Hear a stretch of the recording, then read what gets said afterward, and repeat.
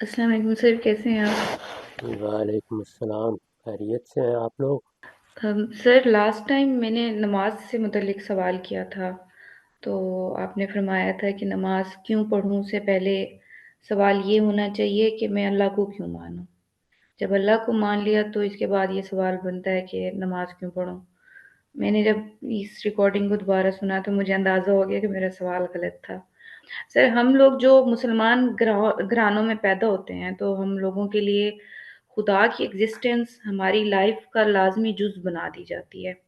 بنا سوچے سمجھے خدا کو ماننا شروع کر دیا جاتا ہے، جس کی وجہ سے ہماری اکثریت اس تعلق کو صحیح سے سمجھ نہیں پاتی۔ میرے خیال میں یہ وجہ ہے کہ ہم میں سے بہت سے لوگ شعور کے بعد بہت سی چیزوں میں کنفیوز ہو جاتے ہیں۔ خدا کا وجود میری سمجھ کے مطابق یا جو مجھے لگتا ہے آپ تصحیح کر دیجیے گا کہ خدا کو ماننا انسان کی ضرورتوں میں سے ہے۔ وہ اس کی نفسیاتی ضرورت ہے۔ جو لوگ خدا کو نہیں مان رہے ہوتے ہیں وہ بھی کسی نہ کسی چیز کو خدا کی جگہ رکھ رہے ہوتے ہیں، کسی انسان کو، کسی نظریے کو، کسی آبجیکٹ کو۔ اس کی وجہ ان کی فلفلمنٹ یا معاشرے میں بنے عقیدے یا سیلف سیٹسفیکشن یا ایسی ہستی جس کو میں اپنی غلطیوں، کمیوں اور کامیابیوں کا ذمہ دار ٹھہرا سکوں۔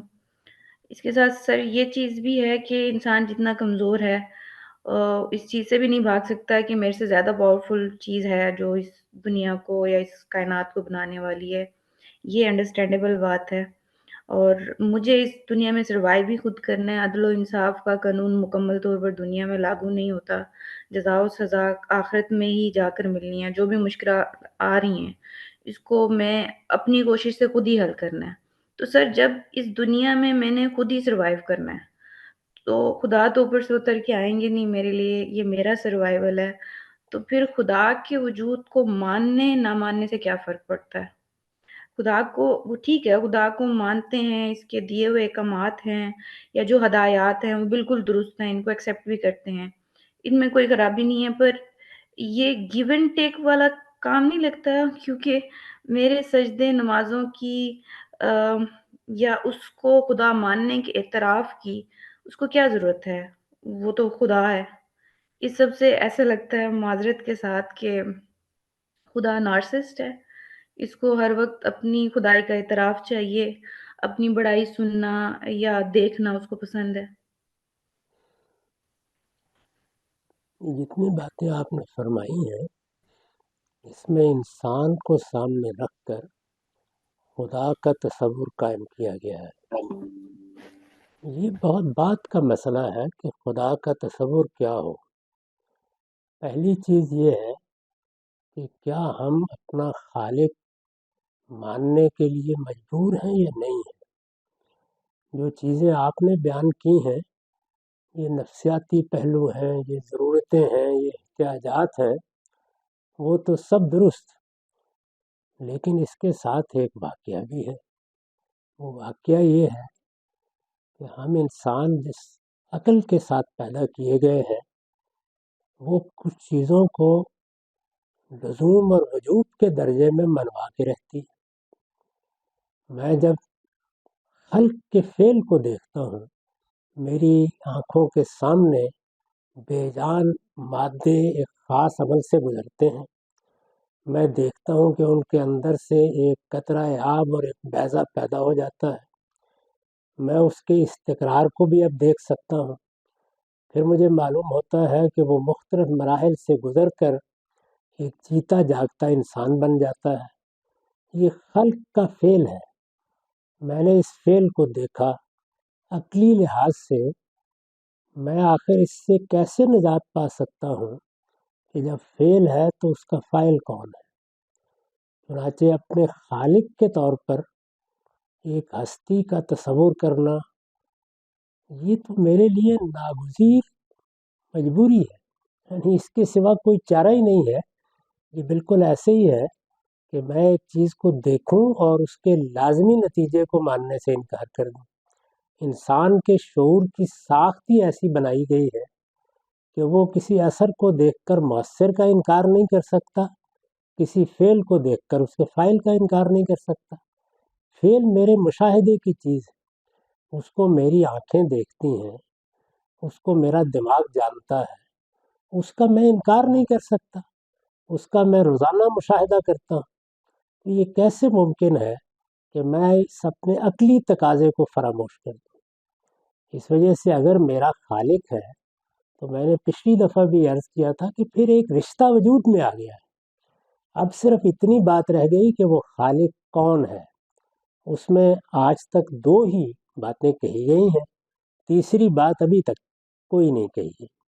ایک یہ کہ یہی کائنات میری خالق ہے، دوسرے یہ کہ انبیاء علیہم السلام ایک علیم و حکیم ہستی کا پتہ دیتے ہیں جس نے اس کائنات کو بنایا ہے. میرے پاس انتخاب ان دو ہی میں ہے، یا میں اس کائناتی کو خالق مانوں گا اور جس طرح چیزوں سے مختلف تاثیرات کا ظہور ہوتا ہے ایسے یہ سمجھ لوں گا کہ یہ میری خالق ہے اور اس سے ان تاثیرات کا ظہور ہو رہا ہے. اور یا انبیاء علیہ السلام کے بارے میں میری عقل مطمئن ہو جائے گی کہ انہوں نے جس علیم و حکیم ہستی کا تصور دیا ہے یا اس کا تعارف کرایا ہے میں اس کو مانوں. اب میں جب اس کو مان لیتا ہوں تو میں نے یہ گزارش کی تھی کہ پھر میرا ایک رشتہ وجود میں آتا ہے. یہ جو کچھ میں کرتا ہوں، یعنی میں اگر تعریف کرتا ہوں، میں اگر شکر ادا کرتا ہوں، میں اگر کسی موقع کے اوپر اپنی کوئی حاجت اس کے سامنے رکھتا ہوں، یا اس سے میں کوئی مناجات کرتا ہوں، یا میں اس سے یہ توقع وابستہ کرتا ہوں کہ وہ مجھے انصاف دے گا، یا اس کی طرف سے اطلاع کے بعد کہ مجھے ابدی زندگی ملنے والی ہے، میں اگر خوش ہوتا ہوں، مطمئن ہوتا ہوں، اس کو قبول کرتا ہوں، تو یہ سب انسانی تقاضے ہیں.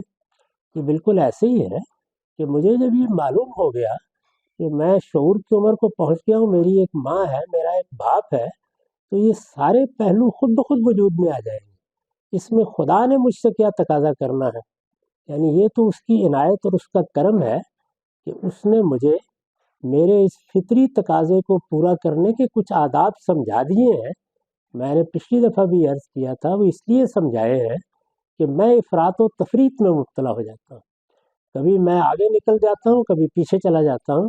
مجھے اعتدال کے ساتھ اپنے تعلقات کو قائم رکھنے کے لیے جس طرح ماں اور باپ کے ساتھ تعلق کے حدود بتائے گئے ہیں، وہاں بھی دیکھیے ماں اور باپ کے تعلق کو جب انسان نے خود سمجھنا چاہا ہے تو ایک لمبا عرصہ ایسا گزرا ہے جس میں وہ ماں باپ کے لیے مار دینے کا اختیار بھی تسلیم کرتا رہا، سزا دینے کا اختیار بھی تسلیم کرتا رہا، دولت سے مال سے محروم کر دینے کا اختیار بھی مانتا رہا ہے.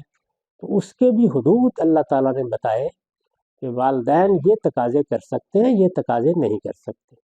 بالکل اسی طرح سے اس نے اپنے ساتھ تعلق کے بھی حدود بتا دیے ہیں کہ میرے ساتھ تعلق تو تمہاری ضرورت ہے، تمہارے وجود کے شعوری احساس سے وہ تعلق قائم ہو جانا ہے. اب اس تعلق پہ جب تم اظہار کے طریقے اختیار کرو گے تو افراط و تفریط کا اندیشہ ہے. میں تمہیں خود یہ بتا دیتا ہوں کہ وہ تعلق تمہیں کیسے قائم کرنا چاہیے. یہ اتنی سی بات ہے، اس کو آپ اس سطح پر اگر لے جائیں کہ یہ خدا مجھ سے اس لیے تقاضے کر رہا ہے کہ اس کی کوئی ضرورت پڑ گئی ہے، یہ ساری میری ضرورتیں. انسان کی حیثیت سے میں مجبور ہوں کہ اپنے خالق کو مانوں. میں اپنی عقل کے لازمی اور وجوبی تقاضوں سے انحراف نہیں کر سکتا.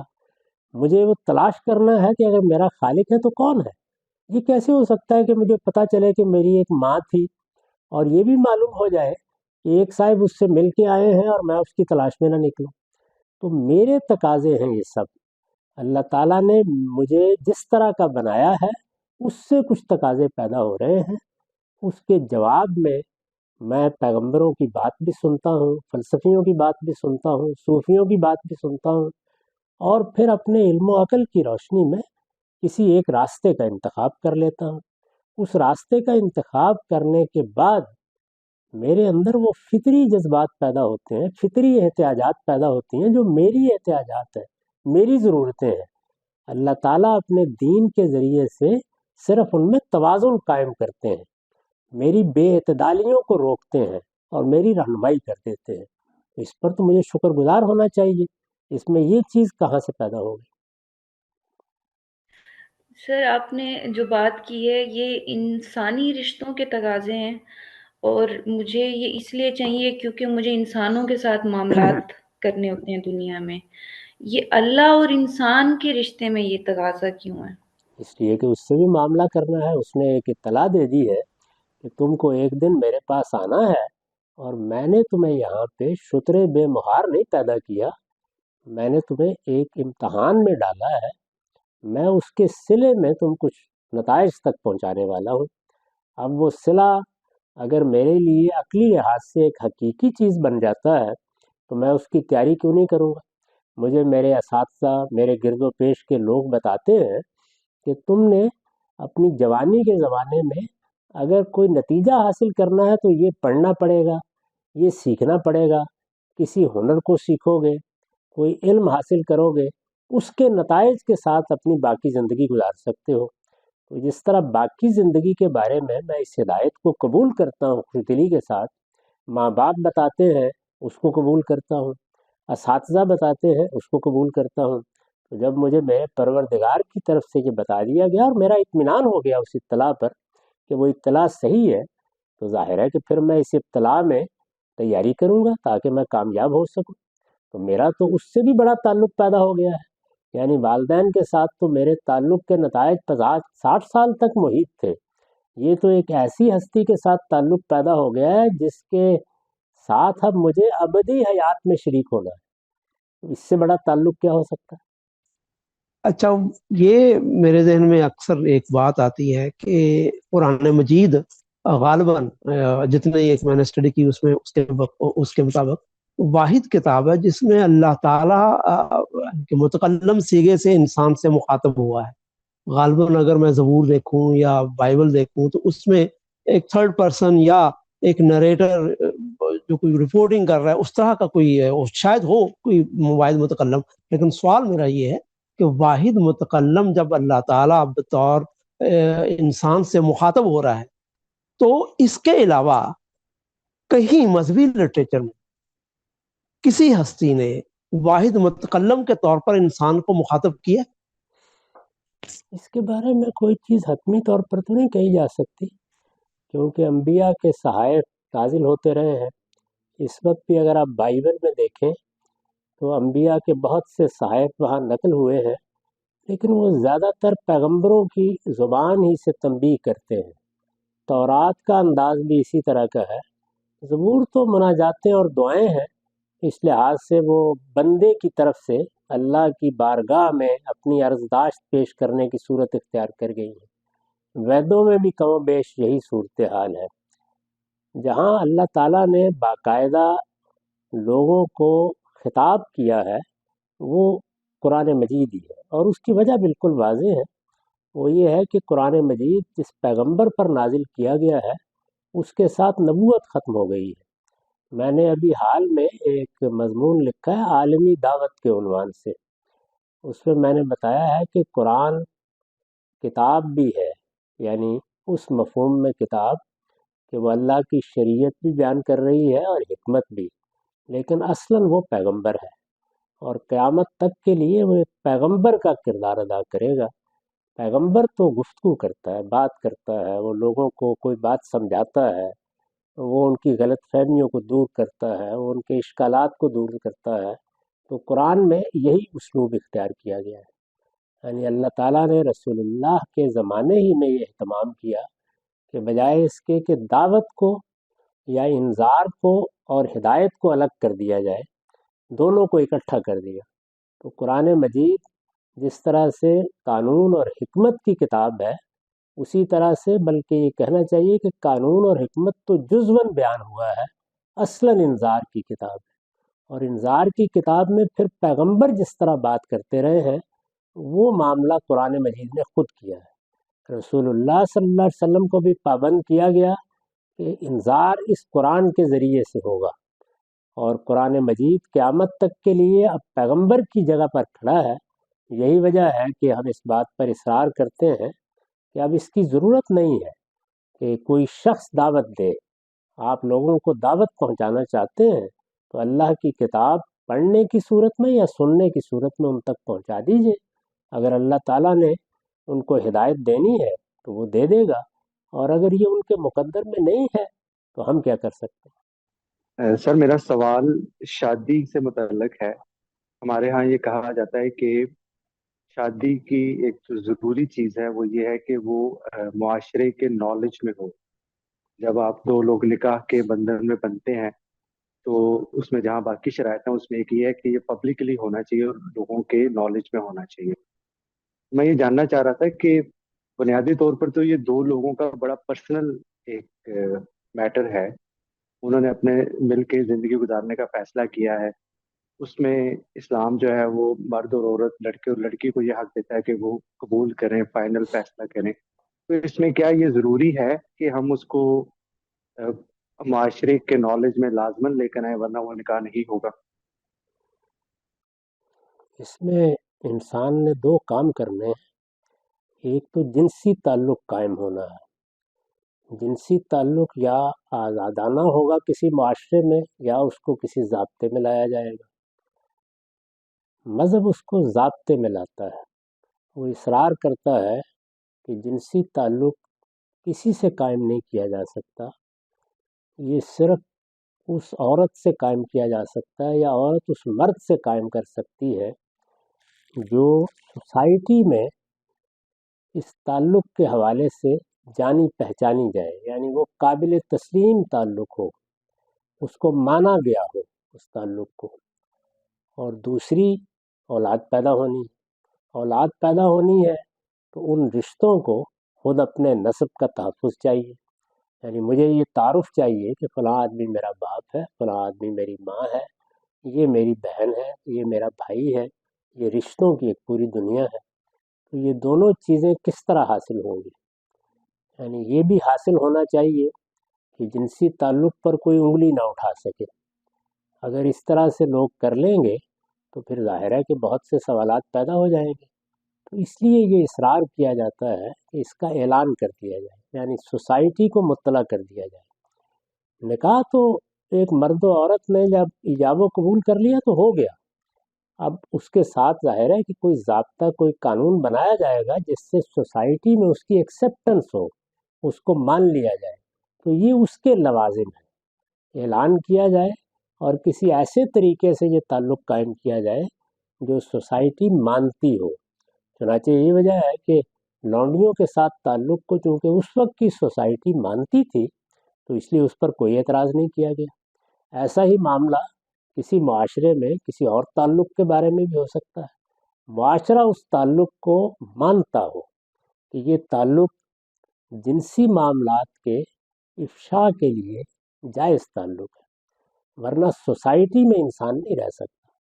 یہ تو بالکل درست ہے کہ ایک مرد و عورت نے یہ فیصلہ کرنا ہے، لیکن یہ فیصلہ وہ کہاں کر رہے ہیں؟ کسی جنگل میں کر رہے ہیں. جس طرح چاہے کر لیں، اس پر کوئی شرائط عائد نہیں ہوتی. اب مثلا ایک مرد اور ایک عورت کسی جنگل میں ہے، وہاں نہ کوئی آدمی ہے نہ آدم زاد ہے، وہ چاہتے ہیں کہ میاں بیوی بن جائے تو بس ان کا ایجاب و قبول، آپس کا عہد معاہدہ کافی ہے. یہ جو دونوں چیزیں آپ بیان کر رہے ہیں، ان دونوں چیزوں کا تعلق نکاح کی صحت سے نہیں ہے، اس کو سوسائٹی میں قابل قبول بنانے سے. اور اسی وجہ سے اس میں پھر کچھ ذمہ داریاں عائد کی گئی ہیں، کچھ حدود و اختیارات طے کیے گئے ہیں. معاشرے میں ایک کام ہونا ہے. اگر آپ معاشرے میں ہیں تو معاشرے کے نارمز یا اس کے عرف کے مطابق وہ کام کریں، اور اگر آپ معاشرے میں نہیں ہیں تو یہ کوئی پابندی نہیں. تو اس لیے یوں نہیں ہے کہ نکاح اس کے بغیر ہوتا ہی نہیں ہے. یوں ہے کہ نکاح کو ایک قاعدے میں لانے کے لیے یہ ناگزیر چیزیں ہیں، لہٰذا ان کا اہتمام لازماً ہونا چاہیے. یہ گویا لزوم ہے جو ایک کام کو کرنے سے پیدا ہوتا ہے. کام کے کرنے کی صحت کا تعلق اس سے نہیں ہے. وہ تو بس ایک مرد و عورت نے ایجاب و قبول کر لیا تو ہو گیا. میں میزان کے لیکچرز دوبارہ سن رہا تھا اور اس میں جو مبادی تدبر قرآن ہے اس میں آپ نے متشابہات کے بارے میں بیان کیا ہے. میں نے تفسیر میں بھی دیکھا ہے، آپ نے کچھ جگہوں پہ مینشن کیا ہے تفسیر کرتے ہوئے آیات کی کہ یہ متشابہات ہیں، اور کچھ جگہوں پہ مینشن نہیں بھی کیا. تو پہلا تو سوال میرا یہ ہے کہ صرف وہی آیات ہیں متشابہات جن کو آپ نے وہاں پر تفسیر میں بیان کر دیا اور باقی نہیں ہیں؟ اور دوسرا سوال یہ ہے کہ اگر وہ صرف مثالاً آپ نے صرف ان کو متشابہات کہا ہے تو باقی جتنی بھی آیات ہیں اس میں کسی صاحب علم کو اس پہ کام کرنا چاہیے، بتائے کہ بھئی قرآن میں یہ والی آیات جو ہیں وہ متشابہات ہیں، اس لیے کہ میں نے دیکھا ہے کہ بہت ساری ایسی آیات کو اٹھا کر سائنس کے ساتھ گڑمڑ کر دیا جاتا ہے، تو اس وجہ سے میں یہ سوال پوچھ رہا ہوں۔ میں نے جو طریقہ اختیار کیا ہے وہ یہ ہے کہ جہاں کسی چیز کا متشابہ ہونا کسی کے لیے بھی خلجان کا باعث نہیں بن سکتا یا اس پر کوئی بحث نہیں پیدا ہو سکتی، وہاں اس کو بیان بھی نہیں کیا، اور جہاں ایسا ہو سکتا تھا وہاں اس کو بیان کر دیا ہے۔ مثال کے طور پر قرآن مجید یہ کہتا ہے کہ اللہ تعالیٰ کا عرش ہے۔ اب یہ دو طریقوں سے قرآن میں بیان ہوا ہے۔ ایک مثال کے طور پر یہ کہ اللہ تعالیٰ نے زمین و آسمان بنائے، پھر وہ اپنے عرش پر متمکن ہو گیا، تو یہاں یہ اسی طرح بیان ہوا ہے جیسے ہم اپنی زبان میں کہتے ہیں اس کے بعد بادشاہ تخت نشین ہو گیا، تو یہ حکومت کی اور اقتدار کی تعبیر بن جاتا ہے۔ یہاں یہ لازم نہیں ہے کہ کوئی باقاعدہ عرش ہو جس پر اللہ تعالیٰ متمکن ہو گئے، چنانچہ یہاں اس کی ضرورت بھی نہیں ہوتی، اسی کے لحاظ سے آپ ترجمہ بھی کر دیتے ہیں۔ لیکن سورہ حاقہ میں مثال کے طور پر یحمل عرش ربک فوقہم یومئذ ثمانیہ، اس دن 8 فرشتے تیرے پروردگار کا عرش اٹھائے ہوئے ہوں گے، تو یہاں تو عرش ہر حال میں تخت ہے، لیکن وہ کیا تخت ہے؟ وہ ہمارا تخت نہیں ہے، ہمیں سمجھانے کے لیے وہ تعبیر اختیار کی گئی ہے۔ وہ تخت اللہ کے شایان شان جو تخت ہونا چاہیے اسی طرح کا تخت ہے۔ چنانچہ وہاں اگر آپ نکال کے البیان کو دیکھیں گے تو میں نے لکھا ہوگا کہ یہ امور متشابہات میں سے ہے، اس کی حقیقت ہم نہیں سمجھ سکتے۔ تو جہاں میرے خیال میں بالکل واضح ہے وہاں میں نے اس کو نہیں لکھا، اور جہاں وضاحت کی ضرورت تھی وہاں کر دی ہے۔ دوسری بات جو آپ نے فرمائی ہے کہ کوئی شخص کے کام انجام دے تو ضرور ایسا کرنا چاہیے، یہ اچھی رہنمائی ہوگی اگر ایک چھوٹی سی کتاب اس طرح کی مرتب کر دی جائے جس میں صرف نمبر لگا کر یہ بتا دیا جائے کہ یہ قرآن کی آیات متشابہات ہیں، تو یہ لوگوں کی ایک خدمت ہوگی، اس لیے کہ اس میں بڑی غلط فہمیاں لوگوں نے پیدا کر دی ہیں۔ متشابہات کا تعلق اس عالم کے حقائق کے بیان سے ہے جو ہماری نگاہوں سے اوجھل ہے، یعنی وہ عالم نہ ہم نے دیکھا ہے نہ اس کے اس دنیا میں دیکھے جانے کا امکان ہے۔ یہ دنیا جس کو ہم دیکھ رہے ہیں اس کا بھی ماضی ہمارے علم میں نہیں ہے، ہم نے اس کے وجود میں آنے کا مشاہدہ نہیں کیا، چنانچہ اگر اس دور کی کوئی چیز بیان کی جائے گی تو پھر کیا طریقہ اختیار کیا جائے گا؟ متشابہاتی کا طریقہ ہوگا، یعنی ہماری موجودہ دیکھی ہوئی دنیا میں کچھ چیزوں کو بنیاد بنا کر ان سے تشبیہ دے کر ہمیں قیاس کرایا جائے گا کہ تم یہ چیز دیکھ رہے ہو، بس اس سے ملتا جلتا معاملہ اس طرح ہوا، کیونکہ ہماری اپنی مجبوریاں ہیں، ہم تو اپنی زبان میں انہی چیزوں کو بیان کر سکتے ہیں یا انہی کا تصور بھی کر سکتے ہیں جو یا ہمارے مشاہدے میں آ گئی ہیں، اور یا یہ کہ ہم اپنے اس مشاہدے کی بنیاد پر ان کا تصور کرنے کے قابل ہو گئے، اس کے سوا ہمارے لیے کوئی اور راستہ نہیں ہے۔ تو یہ آپ نے ایک اچھی بات کہی ہے، اگر کوئی شخص یہ کام کرے اور چھوٹا سا رسالہ مرتب کر دیں تو لوگوں کی اچھی رہنمائی ہو سکتی ہے۔ استاذ ایک چیز میں آپ سے دریافت کرنا چاہ رہا تھا کہ اللہ تعالیٰ قرآن میں یہ چیلنج دیتے ہیں کہ تم قرآن جیسی کوئی ایک صورت بھی بنا کر پیش کر دو۔ اب قرآن کے اندر ایک سب سے چھوٹی صورت تو 3 آیات پر مشتمل ہے، تو کیا اس کو یوں سمجھا جائے کہ کوئی شخص 3 آیات کے مجموعے کو پیش کر دے اور یہ کہہ دے کہ دیکھو بھائی میں نے تو چیلنج پورا کر دیا؟ حالانکہ مجھے ایسا لگتا ہے اور آپ نے بھی لکھا ہے کہ قرآن کا جو چیلنج ہے وہ اس کے مضامین کے اعتبار سے، اس کے طرز استدلال کے اعتبار سے اور اس کی ہدایت کے اعتبار سے ہے، تو یہ تو شاید جب تک سورہ بقرہ کی مقدار کی کوئی کلام پیش نہ کیا جائے تو وہ چیلنج پورا نہیں ہو سکتا۔ نہیں، کوشش کر کے دیکھ لیں، قرآن مجید کی چھوٹی سے چھوٹی سورہ بھی خدا کو بولتے ہوئے دکھا رہی ہے۔ یہ لوگ اصل میں اس کا مطلب ہی بالکل غلط سمجھے، ان کا خیال ہے کہ قرآن مجید کا جو اسٹائل ہے بات کرنے کا یا جو اس نے اسلوب اختیار کیا ہے یا اپنی بات کے لیے جو پیرہن اس نے اختیار کیا ہے وہ اس کی نقل کر دے، اتنی کوششیں لوگوں نے کی ہیں پچھلے 1400 سال میں، وہ زیادہ تر نقالی کی کوششیں ہیں. قرآن نقل کرنے کے لیے نہیں کہہ رہا. جب آپ ایک چیز وجود میں لے آتے ہیں تو اس کی نقل کی جا سکتی ہے. یعنی اگر شیکسپیئر ہے، اقبال ہے، غالب ہے، کوئی آدمی چاہے کہ ان کے کسی شعر کی نقل کر دے تو کر دے گا. اسی طرح کا معاملہ قرآن مجید کا بھی ہے، لیکن وہ نقل کس چیز کی ہوگی؟ وہ صورت اور اسٹرکچر کی نقل ہوگی، اور وہ نقل ہی رہے گی. آپ ایک ایسی سورہ بنائیے کہ جس سورہ میں فی الواقع جس طرح قرآن کی ہر صورت میں خدا بولتا ہے وہ بولے، اور وہ بات بامانی ہو، اور اس بات میں قرآن میں جو چیزیں بیان کی گئی ہیں یا مضامین ہیں ان سے مختلف کوئی چیز لے کے آئے. آپ نے برابر کی چیز لانی ہے، تو اس میں انسان کامیاب نہیں ہو سکتا. استاد، یہ سورۃ الحجر کے اندر جہاں اللہ تعالیٰ نے یہ فرمایا ہے نا کہ تم 10 صورتیں پیش کر دو، تو اس کی تفسیر میں مولانا اصلاحی نے بھی اور آپ نے بھی یہ لکھا ہے کہ یہ کوئی تدریجی بات نہیں ہے کہ پہلے 10 کا کہا گیا اور پھر آخر میں کہا گیا کہ ایک ہی صورت، بلکہ اس سے مراد ایک ایسا کلام ہے جو ایک نظام فکر کو پیش کرے. تو کیا استاد 3 آیات کو اگر کوئی شخص پیش کرتا ہے تو کیا ہم یہ کہہ سکتے ہیں کہ اس نے کوئی نظام فکر پیش کیا؟ مجھے تو لگتا ہے کہ اس کو کوئی بڑی چیز پیش کرنی چاہیے اگر وہ چیلنج کے مقابلے کے لیے بھی سامنے آ رہا ہے. میں سورہ کوثر کو اور سورہ اخلاص کو بھی اٹھا لیں تو وہ ایک نظام فکر کی بنیاد پر کھڑی ہے. یعنی جب کوئی کلام وجود میں آئے گا تو اس کے 3 جملے بھی کسی نظام فکر کا پتہ دے دیں. یہ ہو نہیں سکتا. اب آپ مثال کے طور پر سورہ اخلاص کو دیکھیے تو دین جی جس نظام فکر کو پیش کرتا ہے اس کی بنیاد توحید ہے.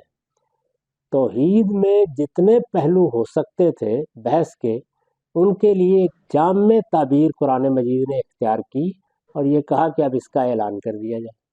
تو یہ گویا اس نظام فکر کی سب سے بنیادی حقیقت کا اظہار ہے. جب کہا جاتا ہے کہ نظام فکر، تو میں مثال کے طور پر ہر وقت اپنا پورا نظام فکر نہیں بیان کرتا، لیکن آپ مجھ سے کوئی ایک سوال بھی پوچھیں گے تو وہ ایک ایسے شخص کو جو چیزوں کا دقت نظر سے مطالعہ کرتا ہے یہ بتا دے گا کہ میرا نظام فکر کیا ہے. جی بہتر. استاد، اس میں ایک چیز میں اور آپ سے پوچھوں گا کہ جیسے آپ نے ابھی جو ریسنٹ آرٹیکل لکھا اس میں آپ نے یہ کہا کہ قرآن پاک نے 3 معیارات واضح کر دیے ہیں کہ ہم اس کو ڈسٹنگوش کر سکتے ہیں کہ اللہ کا کلام کیا ہے اور انسان کا کلام میں کیا فرق ہے.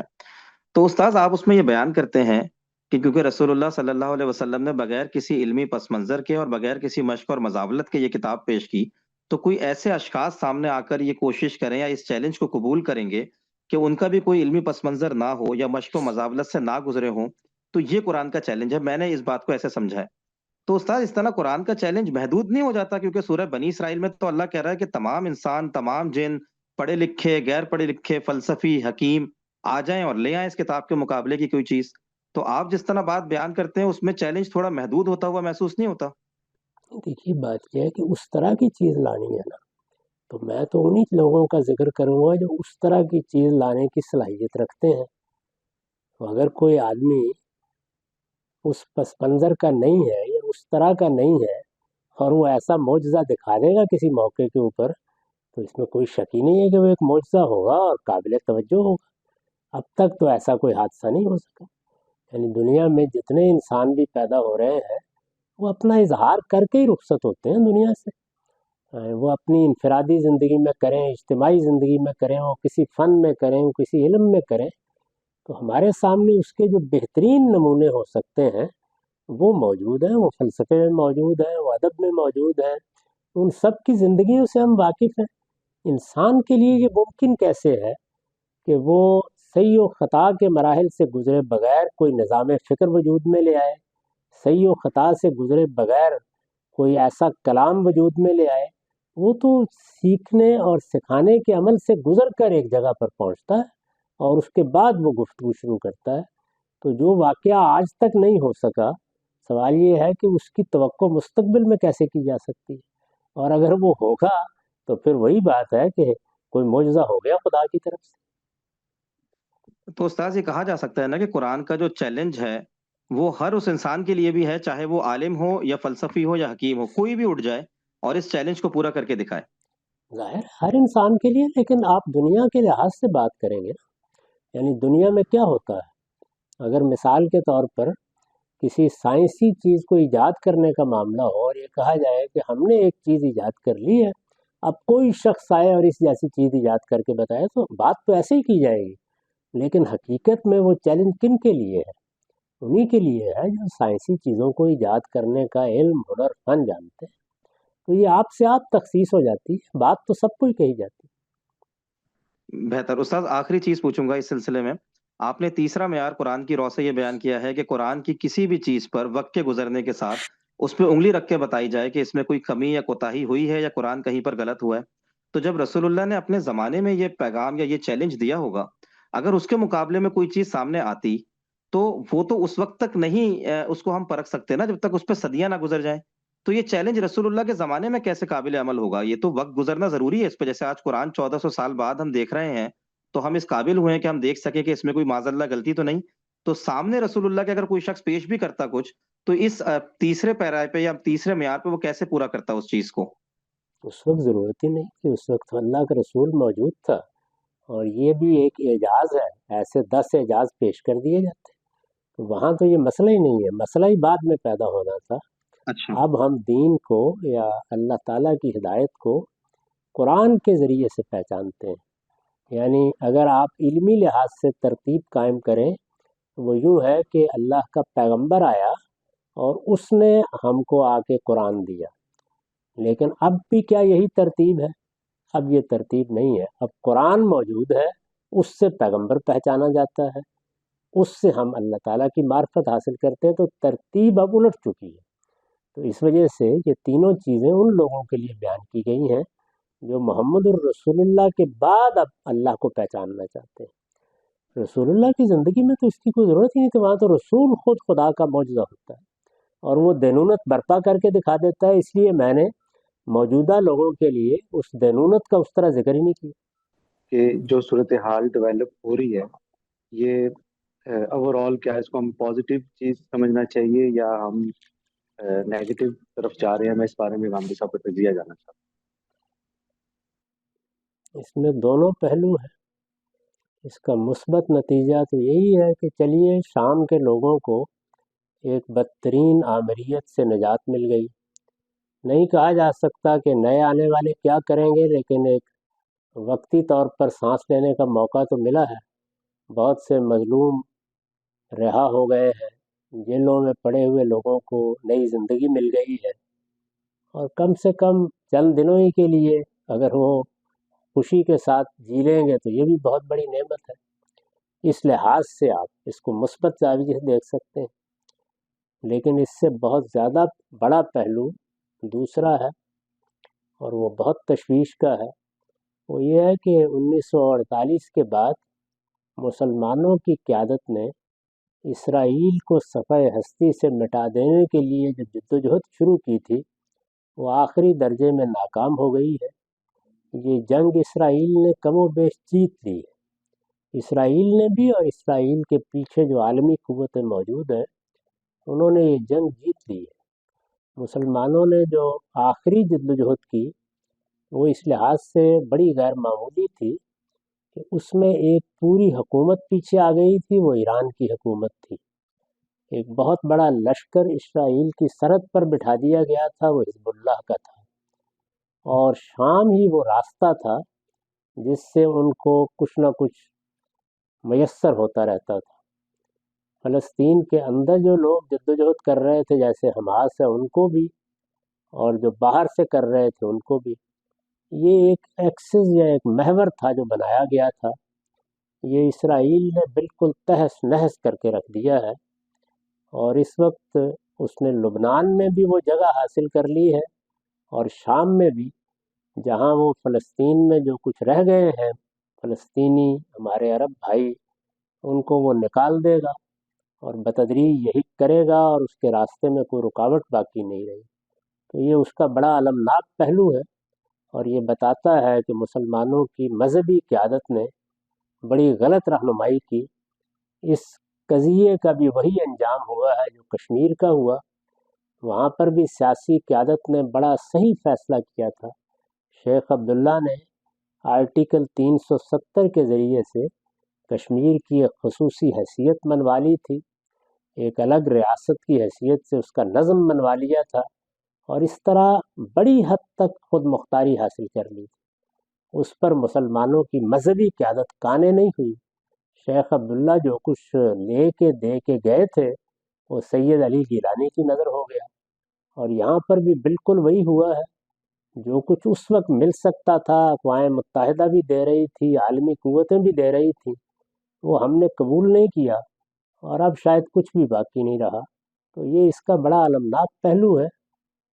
اسد چلا گیا، ایک آمریت ختم ہو گئی، اس پر کچھ آپ اللہ کا شکر ادا کر سکتے ہیں۔ صدقے کی کیا اہمیت ہے، اور کیا اس کے لیے کچھ اسپیسیفک چیزیں ہی ہیں؟ جیسے ہمارے ہاں ہے روایت کہ بکرا ہی کرنا ہے، یا ہم اس کے بجائے ایسے کسی کی ہیلپ بھی کر سکتے ہیں صدقے کے طور پر؟ صدقے کے طور پر تو آپ یہ دیکھیے کہ آپ کے گرد و پیش میں لوگوں کی ضرورتیں کیا ہیں، یعنی کیا کسی بچے کی مدد کی جا سکتی ہے، کیا کسی کی تعلیم کا بندوبست کیا جا سکتا ہے۔ آپ کے ہاں ایسا تو نہیں ہے کہ دائیں بائیں لوگ بھوکے مر رہے ہیں۔ یہ ساری چیزیں جتنی ہیں وہ صدقہ ہی ہیں۔ اللہ کی راہ میں جب آپ کوئی چیز خرچ کرتے ہیں تو وہ آپ ضرورت کے لحاظ سے اور حالات کے لحاظ سے خرچ کریں، اللہ تعالیٰ اس کو قبول فرمائے گا۔ اس میں کسی جگہ بھی یہ نہیں کہا گیا کہ آپ کوئی جانوری ذبح کریں گے تو وہ صدقہ ہوگا۔ یہ تو بالکل ایک جاہلانہ تصور ہے جو لوگوں نے قائم کر لیا ہے۔ مذہب میں ایسی کوئی چیز نہیں ہے۔ البتہ قربانی الگ سے ایک عبادت ہے، اور بہت بڑی عبادت ہے۔ قربانی اصل میں نظر کی علامت ہے۔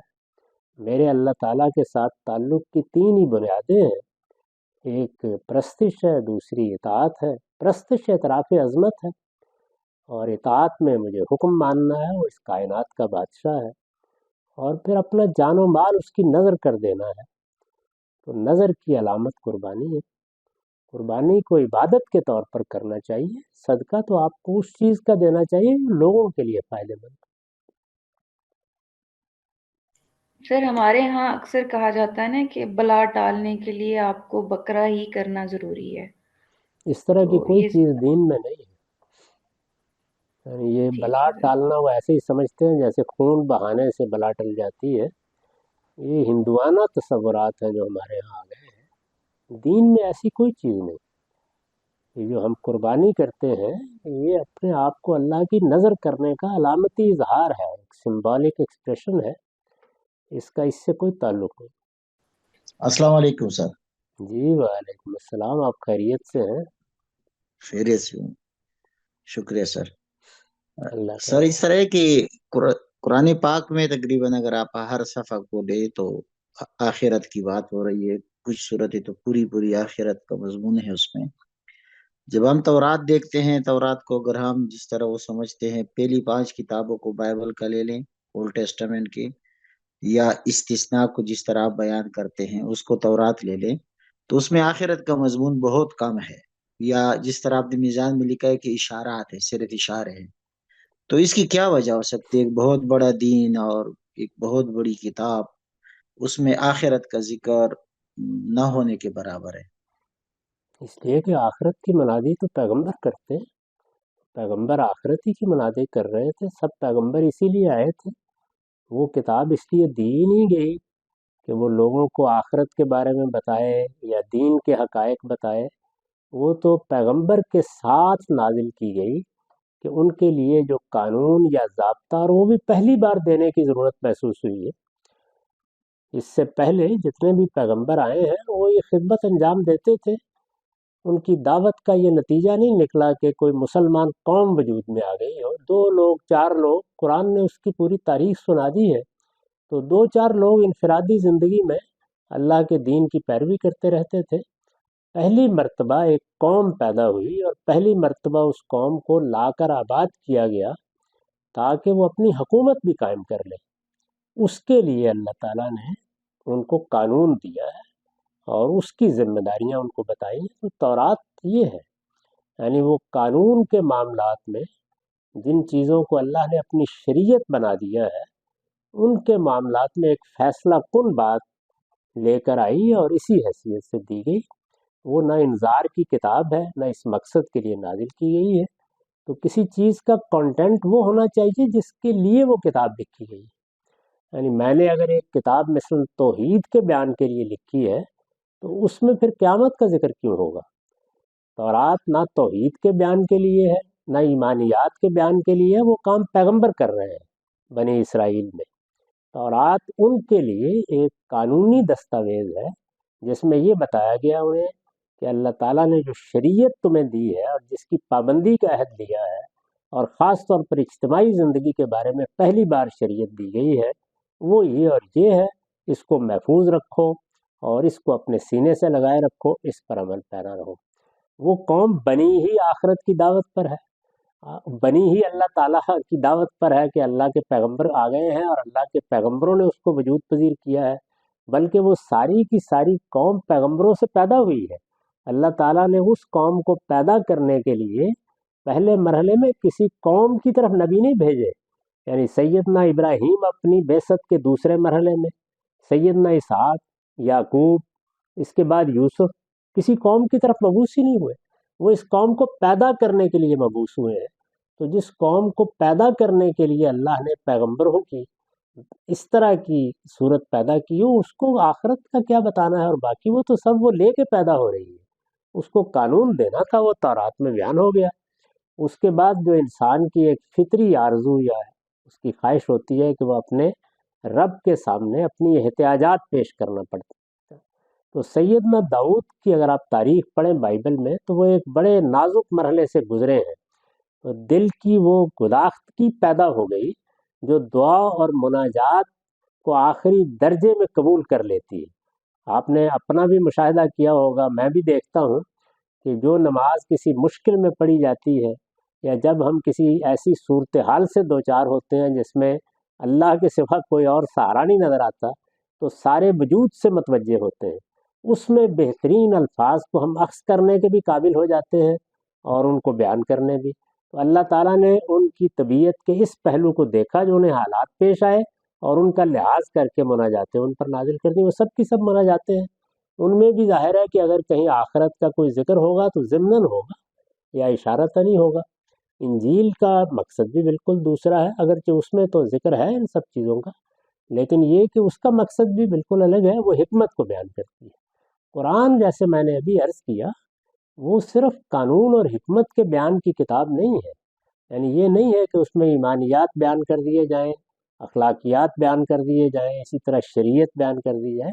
وہ پیغمبر کے قائم مقام ہے، کیونکہ پیغمبری ختم ہو رہی تھی. جب نبوت ختم ہو رہی تھی تو پھر ایک ایسی کتاب نازل کی گئی جو اب پیغمبر کی قائم مقام ہے. پیغمبر انذار کرتا ہے، پیغمبر قیامت کی منادی کرتا ہے. تو اس لیے قرآن مجید میں یہی مضمون اصل بن گیا، اس میں حکمت اور قانون دونوں ضمنی ہو گئے. یہ وجہ ہے. میرا ایک نماز میں رخصتوں کے متعلق فقہی نوعیت کا سوال ہے. نماز میں جو رخصتیں بتائی جاتی ہیں جیسے کہ تیمم، جمع، قصر، ان میں کیا کوئی ہائرارکی بھی پائی جاتی ہے؟ مثال کے طور پہ اگر میں کسی ایسی صورتحال سے دوچار ہوں جس میں میں یا تو ابھی تیمم کر کے قصر پڑھ سکتا ہوں یا پھر اس کو مؤخر کر کے اگلی نماز کے ساتھ جمع کر سکتا ہوں، لیکن وہ باوضو کر کے پوری نماز ہوگی، تو میں کس اصول کی بنیاد پہ انتخاب کروں؟ اور کیا کچھ کنڈیشنز ہیں جن کو فلفل ہو لینے دینا چاہیے، اس کے بعد ہی کوئی کسی رخصت سے فائدہ اٹھانا چاہیے؟ نہیں، نماز کے بارے میں جو اصول ہے وہ یہ ہے کہ نماز وقت کی پابندی کے ساتھ پڑھنی ہے. نماز اللہ کی بارگاہ میں حاضری، اس میں لوگ خشوع خضوع، دل لگا ہے نہیں لگا، یہ سب بحثیں پیدا کرتے ہیں. یہ نماز کا حسن ہے، وہ جتنا زیادہ پیدا کریں گے آپ بہت اچھی بات ہے، لیکن اصلاً نماز اللہ کی بارگاہ میں بس بر وقت حاضر ہو جانا ہے. تو جب نماز کا وقت آ جائے تو آپ نماز پڑھیے. اس وقت جو چیز آپ کو میسر ہے اس کے لحاظ سے آپ وضو کریں گے، اس کے لحاظ سے آپ تیمم کریں گے، اس کے لحاظ سے آپ کوئی اور راستہ اختیار کریں گے. تو میں نے تو یہ عرض کیا ہے کہ اس میں تیمم تک جانے سے پہلے بھی یہ ہو سکتا ہے. جیسے مثلاً جہازوں میں اکثر یہی کرتا ہوں کہ اس میں پانی بہانے کی بجائے، جس کو عربی زبان میں اصالۃ الماء کہتے ہیں، بس یوں سمجھیے گیلا ہاتھ یا کوئی گیلا ٹیشو وہ لے کے میں وضو کر لیتا ہوں. تو یہ ساری رخصتیں جتنی ہیں ان سے آپ فائدہ اٹھا سکتے ہیں. نماز وقت پر پڑھنی ہے، ان الصلاۃ کانت علی المؤمنین کتابا موقوتا، یعنی وقت سے ادھر ادھر کرنے کے لیے خود عذر چاہیے، ورنہ اگر نماز کو وقت سے ادھر ادھر کرنے کے لیے عذر نہیں ہے تو پھر آپ ان چیزوں سے فائدہ اٹھائیں جو وضو میں یا کسی اور چیز میں رخصت دی گئی ہے۔ اب آدمی یہ خیال کرے تو پھر تو یہ ہوگا کہ اچھا مجھے تو بیٹھ کے پڑھنی پڑے گی، میں تو ایک گاڑی میں ہوں۔ نہیں، جہاں آپ ہیں، جس وقت ہیں، وہ وقت آ گیا ہے، اس وقت بلا لیا گیا ہے آپ کو، وہ آپ حاضر ہو جائیں۔ تو اس میں صحیح ترتیب یہ ہے کہ نماز کے وقت کو سب چیزوں پر ترجیح دی جائے۔ جی واضح ہو گیا، بہت شکریہ۔ جی السلام علیکم استاد، امید ہے آپ خیریت سے ہوں۔ جی وعلیکم السلام۔ استاد میں کہہ رہا تھا، میں نے پچھلے ہفتے آپ سے ایک سوال پوچھا تھا مسلم لیگل سسٹم سے متعلق، جی جی اس اس سے متعلق مجھے مزید کچھ ایک دو باتیں پوچھنی تھی۔ جی ایک یہ فرمائیے۔ کہ ہمیں لا میں کچھ تھیوری پڑھائی جاتی ہے جو نیچرل لا تھیوری ہوتی ہے اس میں، اور پازیٹیو لا تھیوری، لیگل پازیٹیوزم جسے کہہ دیا جاتا ہے، وہ سارا آپ واقف ہیں اس سے۔ جی تو میں یہ جاننا چاہ رہا تھا کہ آپ ان سب تھیوریز میں کس سے ایگری کرتے ہیں، اور اس کی ایک دو باتیں جو دلائل ہیں آپ کے، اور یہ کہ اگر آپ مسلم لیگل سسٹم سے متعلق کچھ امہات کتب کا مجھے بتا دیں، کیونکہ مجھے ادھر اسلامک یونیورسٹی سے کچھ میسر آ گئی ہیں کتابیں، لیکن وہ بہت زیادہ تفصیل میں نہیں ہیں کہ پروفیسر نے لکھی، اور بالکل انٹروڈکٹری نیچر کی، کچھ آپ ایسی کتابیں جہاں سے مجھے پھر اس میں آپ ہیلپ کو ہو۔ عربی زبان پڑھنے میں ہے آسانی، یا آپ یعنی جو ہمارے ہاں مسلم لا پر کلاسیکی کتابیں ہیں وہ تو سب کی سب عربی زبان ہی میں ہیں۔ البتہ اب تراجم ہو گئے ہیں۔ اس میں سب سے پہلے تو جو ہمارے ہاں اصول کی کتابیں ہیں ان میں سے چند منتخب کتابیں آپ بہت اچھے طریقے سے پڑھ لیں۔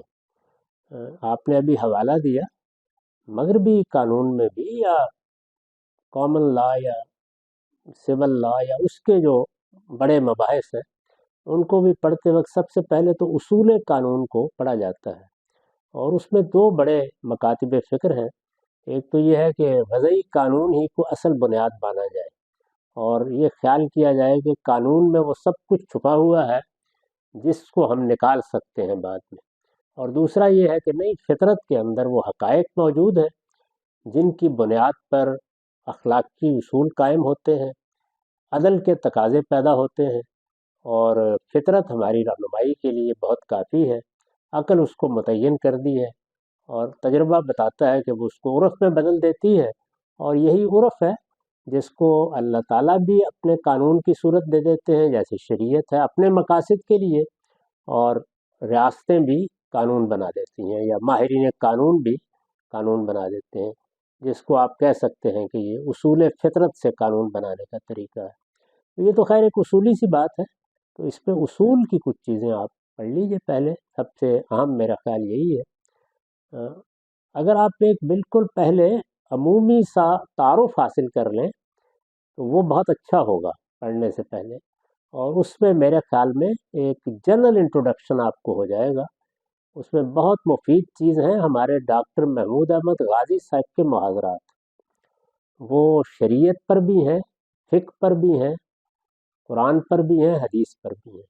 تو خاص طور پر فقہ چونکہ وہی قانون ہے، وہ آپ ایک بار اگر سن لیں، مجھے نہیں معلوم کہ اس کو لوگوں نے لکھا بھی ہے یا نہیں، ہمارے زمانے میں تو یہی تھا کہ وہ ان کے محاضرات کی صورت میں ہے، وہ آپ کو آسانی سے مل جائیں گے، یوٹیوب پر موجود ہے، سن لیجئے، اس سے آپ کو ایک جنرل انٹروڈکشن ہو جائے گا۔ اس کے بعد اصول کی چند منتخب کتابیں آپ کو پڑھنی چاہیے۔ اس میں سب سے بڑی کتاب تو پھر آخر میں موافقات ہی ہے، یعنی قانون کی بنیادوں کو جن جن پہلوؤں سے انہوں نے واضح کیا ہے وہ پوری روایت اس کے پیچھے موجود ہے۔ اور پھر شاہ ولی اللہ کی حجت اللہ البالغہ کو بھی ایک بار ضرور پڑھ لیجئے تاکہ ریلیشن واضح ہو جائے۔ تو یہ دو چیزیں تو بہت ضروری ہیں، لیکن اس کے علاوہ بھی مثلا جوینی ہے، مثال کے طور پر غزالی ہیں، ان کی بھی بعض چیزیں آپ پڑھ سکتے ہیں۔ یہ مقاصد کیا ہوتے ہیں قانون کے، اس کو لوگوں نے شریعت کے مقاصد بنا دیا، شریعت کے مقاصد بالکل اور ہیں، قانون کے مقاصد بالکل اور ہیں۔ تو یہ چیزیں ہیں جن کا پہلے مطالعہ کر لیں، پھر اس کے بعد تو قانون کا کنٹینٹ ہوتا ہے، اس میں بہت کتابیں موجود ہیں، لیکن اگر آپ استدلالی پہلو سے سمجھنا چاہتے ہو قانون کیا چیز ہے، کیسے وہ کنسٹرکٹ ہوتا ہے، جیسے کہ آپ جدید قانون کو بھی پڑھتے ہیں تو اس میں سب سے اچھی کتاب جس کا میرے خیال میں ابتدا سے انتہا تک مطالعہ کرنا چاہیے وہ امام سرخسی کی مبسوط ہے۔ بہت شکریہ سر، انشاءاللہ اگلے ہفتے ملاقات ہوگی۔ بڑی عنایت، اللہ آپ کو خیر سے رکھے۔ اللہ حافظ۔